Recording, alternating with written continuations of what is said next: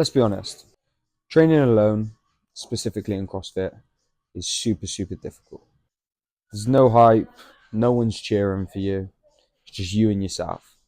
And that's exactly why sometimes it can be brilliant to train on your own. So, what training alone actually is? Training alone isn't about being antisocial. It's not because classes are bad, and it's definitely not because you're better than anyone else. It's about control over pacing, rest, intent, and focus. When you train alone, there's nowhere to hide. No one drags you through anything. It's just you, which is an important lesson to learn by yourself. However, there are some downsides for sure.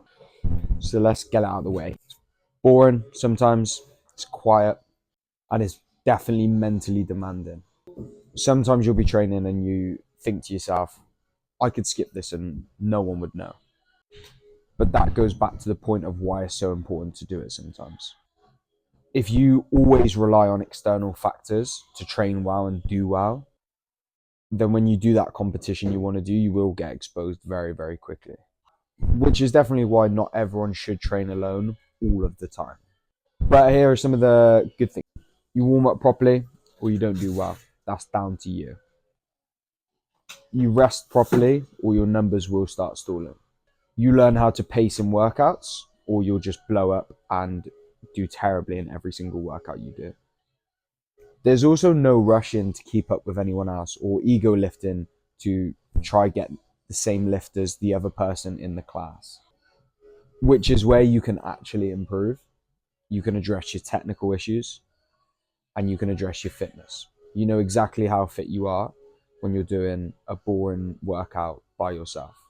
So when should you start training alone? Here's the honest answer. Probably not on day one. If you're new to CrossFit, classes are gold dust. You get loads of exposure, which isn't always down to you. You'll be pushed and exposed, so you know what you need to improve on. You'll get coaching in the moment at that time.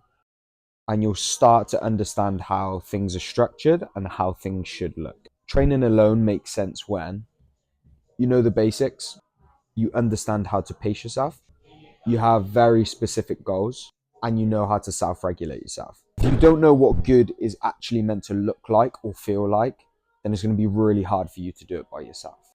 So how should you actually train alone? Well, in my opinion, you do a mix of both. You don't need to go full monk mode, solo, for every single session.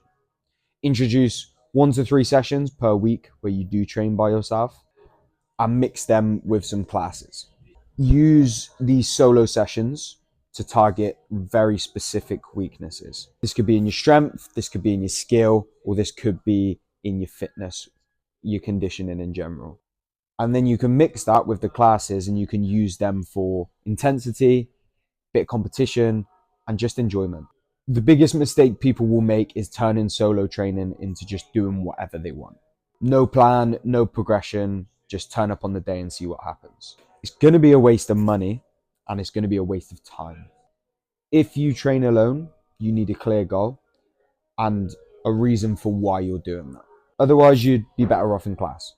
So overall, training alone definitely isn't for everyone.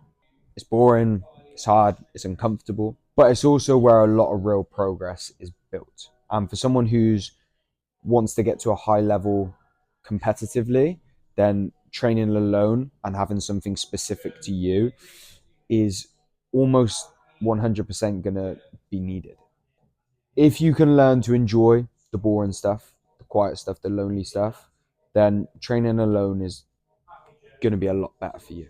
You'll start learning to execute without being pushed by external factors, which will make you a better CrossFit athlete.